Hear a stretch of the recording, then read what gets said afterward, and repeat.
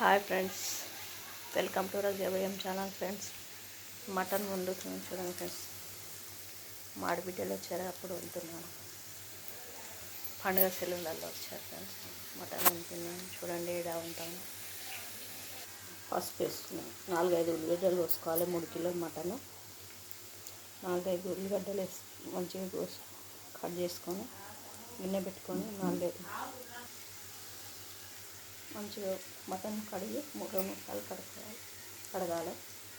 ఉల్లిగడ్డలు మంచిగా కట్ చేసుకొని గిన్నె పెట్టుకొని నూనె 50 గ్రాములు పోసుకోవాలి. ఉల్లిగడ్డలు వేసి మంచిగా వేయించుకోవాలి.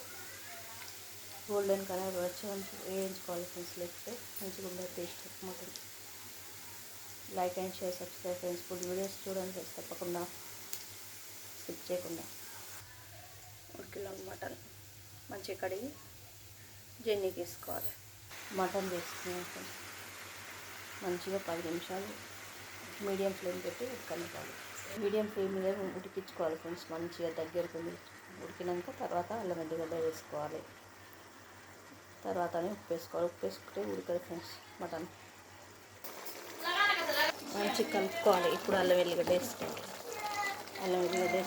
అల్లం వెల్లిగడ్డ పిల్లలు తిన్నారు కాబట్టి డిస్టర్బ్ వస్తుంది, ఏమనుకోదు ఫ్రెండ్స్. స్పూన్స్ కారం,